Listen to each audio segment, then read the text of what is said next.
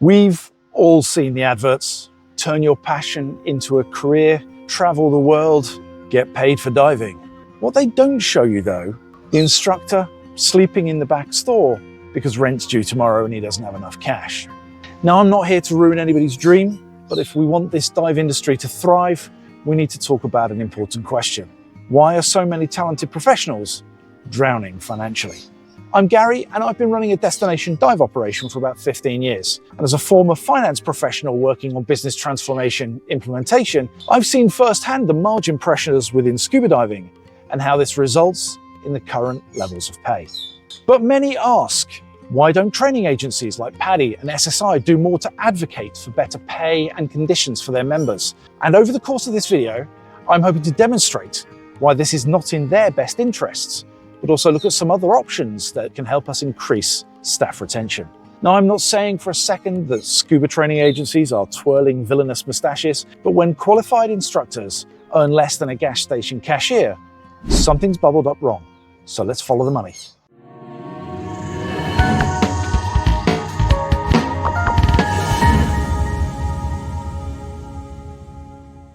Step 1, do your open water cert. Step 2, sell a kidney to afford the advance. No, it's not quite like that, mostly. But by the time you've hit instructor, you've paid for a small yacht. The only problem is, it's not yours. So let's break down the actual costs. I mean, real numbers from 2024, not agency estimates. So ignore the cost of completing actual log dives to get yourself to the minimum number required to be an instructor. It's conceivable that you would spend upwards of $7,500 to complete just the training to become a scuba instructor. If you're thinking about investing in a career change though, that's not exactly a high barrier to entry. So perhaps the pricing point is about right to encourage people into training, but we'll come back to that later.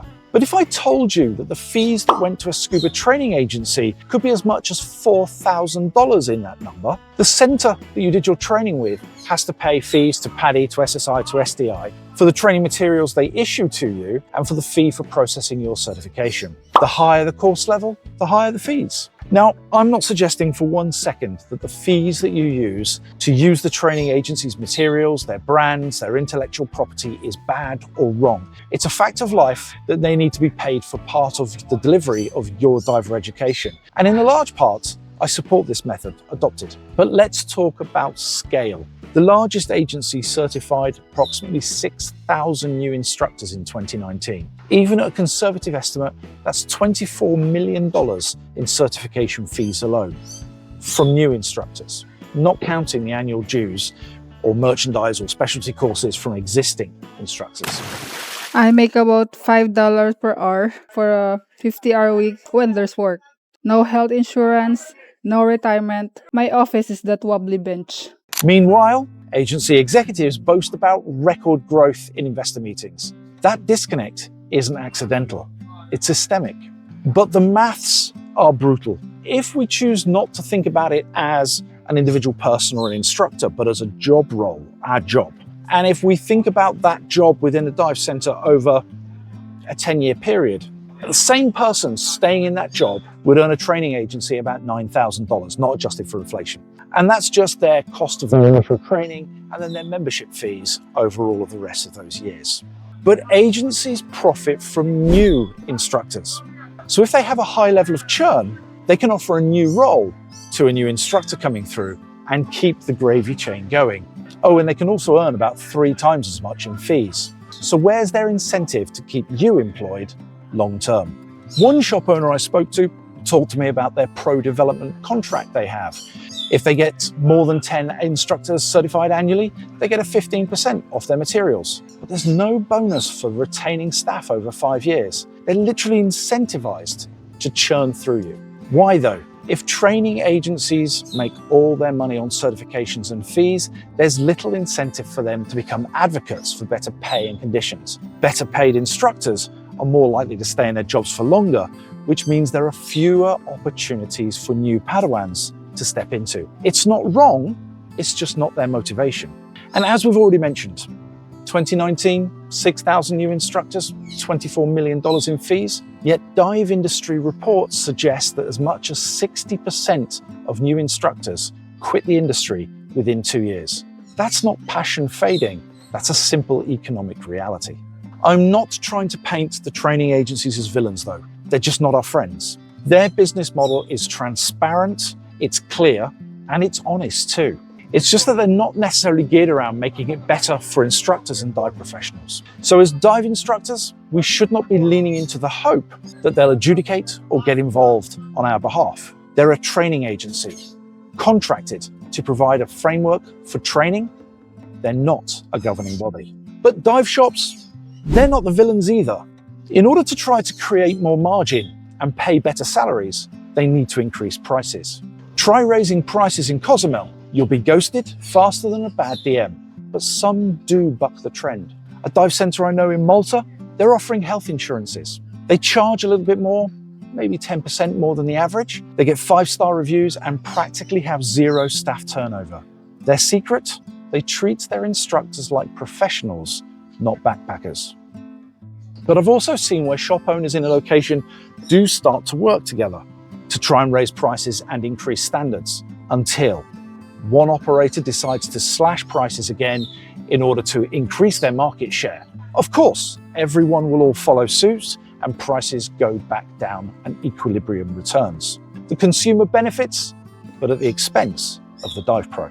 Talking to some of the dive operators in Malo Pascua when I was last there was a sentiment that quite a few dive shops need to go bust, as there's simply too much supply for the level of demand. This is a sentiment that's repeated often in popular spots. So some solutions, potentially, and could they actually work? Well, for one, for us instructors, specializing isn't just about skills, it's about economic survival. A cave diving instructor can charge 3 times what an Aussie makes. Your agency won't tell you that though, because they make money on volume. It's much more important. Dive centers though are crying out for competent equipment technicians and compressor technicians, or people that can deliver social media marketing growth. Focusing your attention on a skill set that makes you more unique and employable will be far more valuable to you than that underwater pumpkin carving instructor cert. But recognize, we're all working in a service business that depends on sales. If you're not helping to drive sales, then help to reduce costs. You'll become invaluable. For the dive shop, there's proof that the Malta model does work. Raising your prices by 10% does lower volume, but it doesn't necessarily lower revenue. It increases profitability, which means you're able to pay a living wage to your staff. Their secret? They're selling expertise. They're not selling cheap dives. Customers are prepared to pay a premium for the quality service and the instruction that they're getting. But for dive centers, another option would be to replace commissions with profit sharing. A happy team equals happy customers at the end of the day. And whilst we offer sales commissions to promote sales growth, we don't necessarily focus the same attention on cost reduction, cost management, or even customer satisfaction. But by having people focus on the end goal, it means that we can gain greater alignment of our staffing, increase retention, and maybe make everybody a little bit happier.